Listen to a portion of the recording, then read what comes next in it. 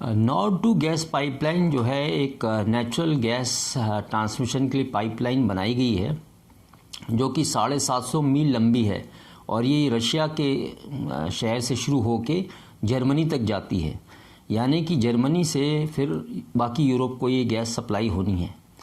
तो ये natural gas की पाइपलाइन है। मॉस्को रशिया जो है गैस का बहुत बड़ा प्रोड्यूसर है जो नेचुरल गैस सप्लाई करता है। आपको मैं बता दूं कि जर्मन रेगुलेटर ने अभी तक इस लाइन को सर्टिफाई नहीं किया है और ये जो गैस पाइपलाइन है वो यूक्रेन को बाईपास करके ब्लैक सी में से बाल्टिक सागर में से ले जाई गई है। तो आप ये देख लिए कि इसको बनाने में यूक्रेन को कोई रेवेन्यू नहीं मिली, यूक्रेन को कोई जो है इसके अंदर ट्रांजिट फीस नहीं मिली क्योंकि उसको बाईपास करके जो है बाल्टिक सी में से इस पाइपलाइन को गुजारा गया है। इसमें जर्मन और अमेरिकन कंपनी लगी हुई हैं इस काम को करने के लिए और ये मल्टी बिलियन डॉलर प्रोजेक्ट है और ये कहा जाता है कि तकरीबन जर्मनी के 2.5 करोड़ घर इस गैस से लाभान्वित होने वाले थे जो ये पाइपलाइन लगाई गई है।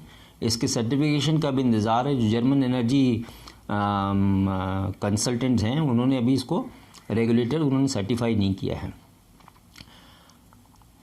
जहाँ तक अमेरिका की बात है कि अमेरिका को क्या प्रॉब्लम है इस गैस पाइपलाइन से, तो ये सिर्फ इकोनॉमिक्स है। इसके अंदर जो है जर्मनी और अमेरिका की कंपनियों के पैसे लगे हैं। ये मल्टी बिलियन डॉलर प्रोजेक्ट है, मल्टी बिलियन डॉलर प्रोजेक्ट है जो कि पूरे यूरोपियन यूनियन को गैस की सप्लाई करेगा। नेचुरल पाइपलाइन से नेचुरल गैस की सप्लाई होगी और रूस की गैस सस्ती है, ट्रांजिट इजी है कि पाइप के जा रही है। इसमें ना कोई शिपिंग है, ना कोई ट्रकिंग है, ना कोई और मोड ऑफ ट्रांसपोर्ट गैस का इन्वॉल्व है।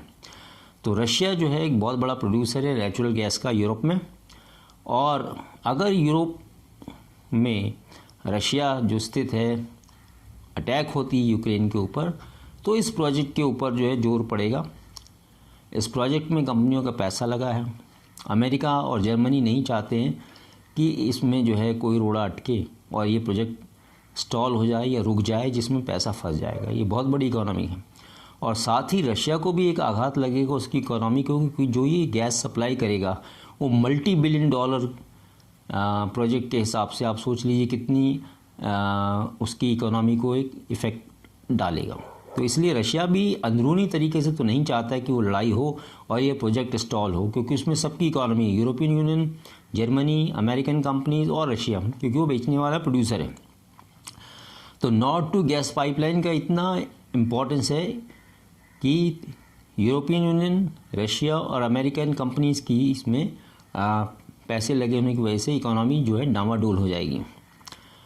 तो सप्लाई का जहाँ तक सवाल है 40% जो है रशिया पूरे यूरोप को गैस की सप्लाई, जो टोटल रिक्वायरमेंट है यूरोप की गैस की, उसमें से 40% जो है मॉस्को सप्लाई करता है। तो जहाँ तक अमेरिका के टेंशन है वो इसी है, इकोनॉमिक टेंशन है। वो नहीं चाहता है कि प्रोजेक्ट में लगा हुआ पैसा बर्बाद हो और जर्मनी या यूरोपियन यूनियन को गैस ना मिले।